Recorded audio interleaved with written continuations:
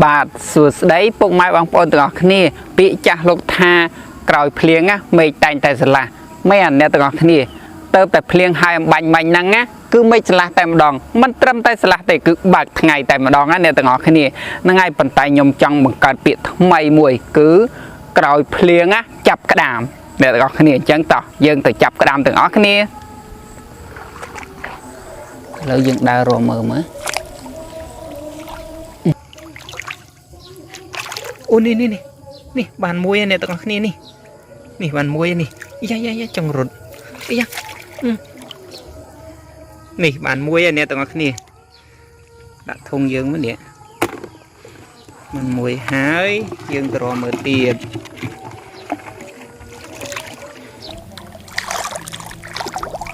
អូនេះ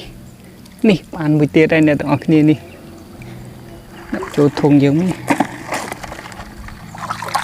អូនេះស្អីគេអង្គើនេះអ្នកទាំងអស់គ្នាប្រហែលជាក្តាមទេដឹងអង្គើមិញអូនេះអង្គើមើលសិនអូនេះក្តាមមែនអ្នកទាំងអស់គ្នានេះបានមួយទៀតហើយយកគៀប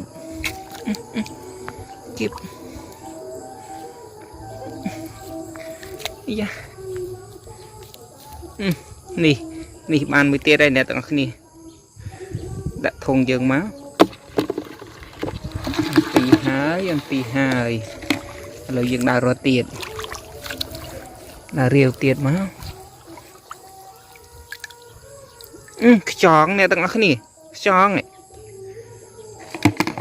ដាក់មកឥឡូវយើងដើររត់ទៀតអូនេះក្តាមអូនេះ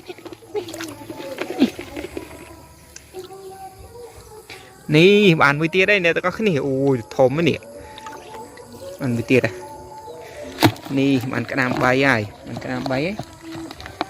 ឡូវយើងដើររត់ទៀតតាមពិតក្តាមវាច្បោអ្នកទាំងអស់គ្នាប៉ុន្តែដោយសារទឹកច្រើនពេកយើងរាវវាអត់បានដោយសារខ្ញុំរាវដៃមួយជាហៀងផងចង់ឲ្យបងប្អូនយើងឃើញច្បាស់អញ្ចឹងណាអូនេះអូបានទៀតហើយនេះបានមួយទៀតហើយ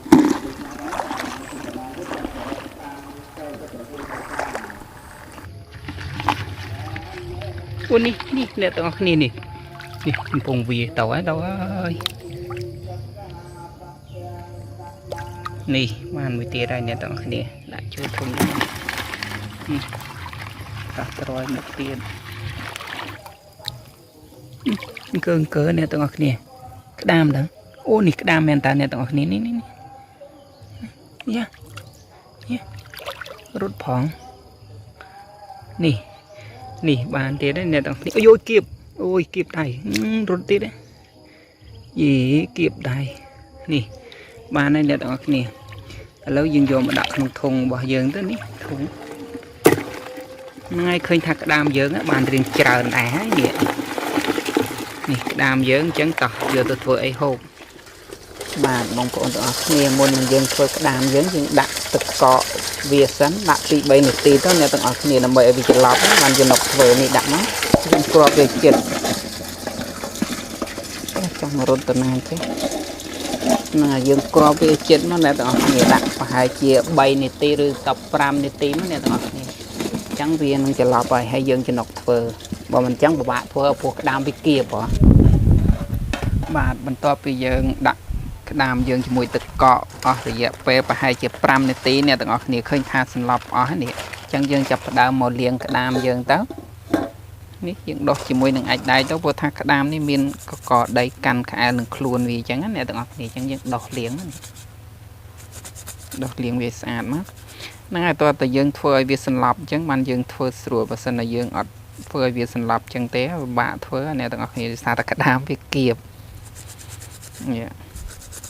ចឹងទៅយើងដោះងាយស្រួលវាអត់រើផងអ្នកទាំងអស់គ្នាប៉ុន្តែវាមិនមែនងាប់ទេណាអ្នកទាំងអស់គ្នាបើសិនជាយើងស្រង់វាចេញពីទឹកកកនេះទុកប្រហែលជា2ទៅ3នាទីវានឹងរស់ឡើងវិញហើយអញ្ចឹងយើងកុំឲ្យស្រង់វាចេញយើងដាក់ក្នុងហ្នឹងចាំយើងដោះឲ្យវាស្អាតហើយចាំយើងស្រង់ចេញពេលដែលយើងដោះលាងរួចយើងហែកវាចេញមកអ្នកទាំងអស់គ្នាឃើញអត់ពេលដែលយើងដាក់ត្រាំទឹកកកអញ្ចឹងយើងហែកវាងាយស្រួលទេអត់ពិបាកទេនេះហើយយើងបេះ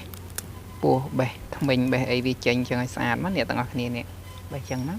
ហើយជើងចាំយើងយកកាប់ក្រោយចាំហាយអស់សិនបានអ្នកទាំងអស់គ្នាឥឡូវខ្ញុំហែកក្តាមយើងបានស្អាតបាតហើយអញ្ចឹងយើងចាក់ទឹកលាងថែមមកទឹកទៀតទៅអ្នកទាំងអស់គ្នានេះលាងពីទឹកទៀតទៅលាងឲ្យវាស្អាតល្អនេះលាងមក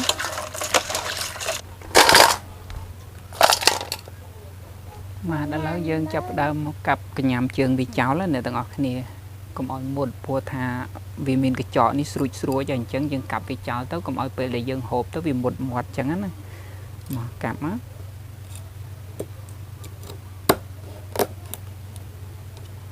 នេះកាប់ចោលបែបនេះមកអ្នកទាំងអស់គ្នាកាប់ចោលបែបនេះមកនេះកាប់ចោលអញ្ចឹងមក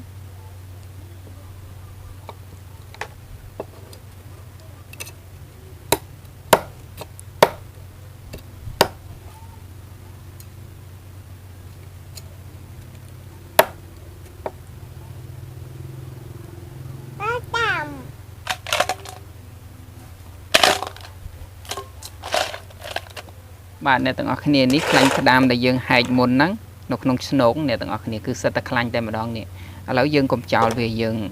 យកខ្លាញ់នេះមកអ្នកទាំងអស់គ្នានេះ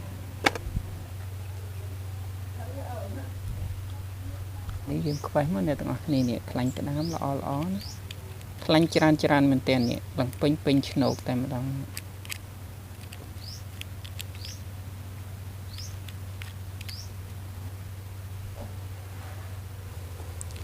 បាទអ្នកទាំងអស់គ្នាថ្ងៃនេះយើងមកធ្វើខក្តាមហូបឥឡូវយើងដាក់បំពងស្ករយើងជាមុនសិននេះគឺស្ករត្នោតអ្នកទាំងអស់គ្នា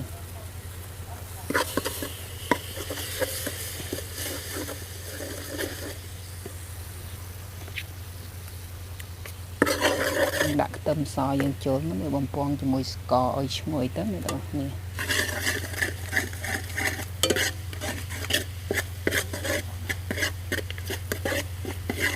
យើងចាក់ម្រេចចូលបន្តិចនេះម្រេចrồiយើងដាក់ទឹកត្រីចូលបន្តិចទៅអ្នកទាំងអស់គ្នាហើយដាក់ប៊ីចេងចូល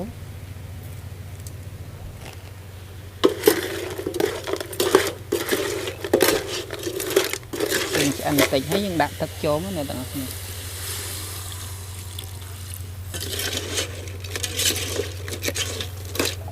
ឥឡូវយើងដាក់ខ្លាញ់ក្តាមយើងចូលតែម្ដងទៅនេះខ្លាញ់ក្តាមយើង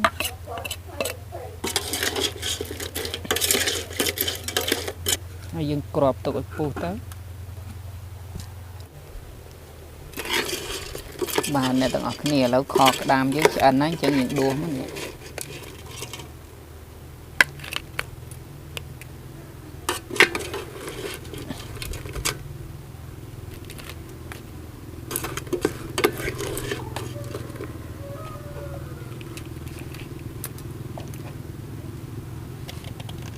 បាទបងប្អូនទាំងអស់គ្នាពេលនេះខក្តាមរបស់យើងបានឆ្អិនហើយអ្នកទាំងអស់គ្នាហើយសំខាន់ណាស់គឺទេសភាពខាងក្រោយស្អាតមែនទែនទឹកបឹងអ្នកទាំងអស់គ្នាហើយបាយពិតជាឆ្ងាញ់ហើយដោយសារតែទេសភាពស្រស់ស្អាតខ្លាំងមែនទែនហ្នឹងហើយមកបងប្អូនទាំងអស់គ្នាយើងមកភ្លក់ខក្តាមរបស់យើងមើលក្តាមស្រែយើងអ្នកទាំងអស់គ្នាអ្នកទាំងអស់គ្នាមើលណាទំនងតែម្ដងមើលហត់ទឹកមួយមើលមានរសជាតិមិនដែរឆ្ងាញ់ខ្លាំងមែនតើអ្នកទាំងអស់គ្នាមកយើងមកហូបក្តាមហ្នឹងមក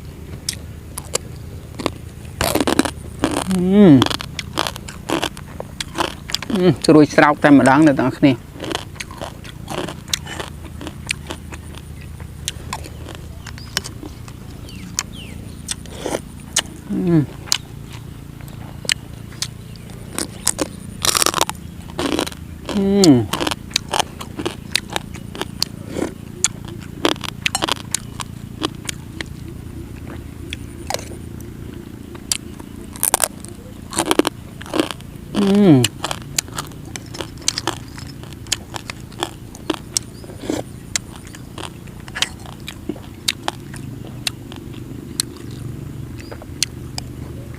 នេះអ្នកទាំងអស់គ្នាម្នាក់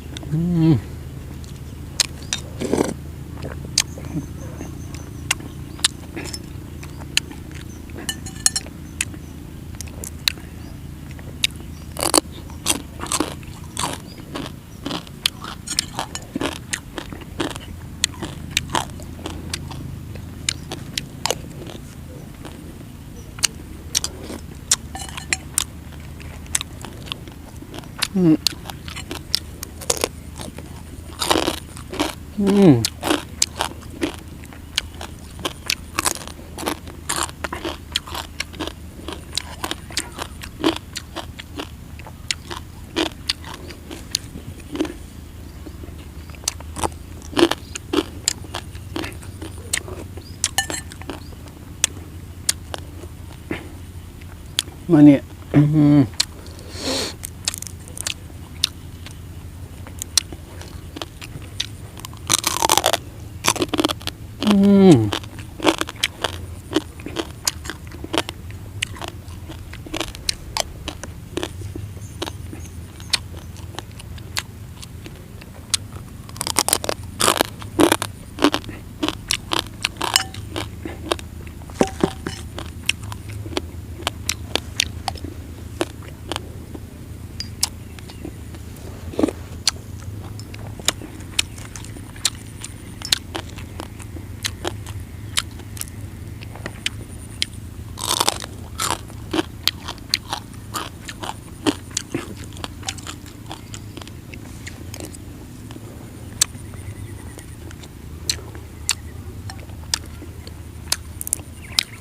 បាទនេះក្តាមស្រែពិតៗណាបងប្អូនទាំងអស់គ្នាមិនមែនក្តាមសមុទ្រអីណាហ្នឹងហើយបងប្អូនគាត់តែឃើញខ្ញុំរស់ដឹងបាត់ហើយថាក្តាមស្រែមិនចាំប្រាប់ផង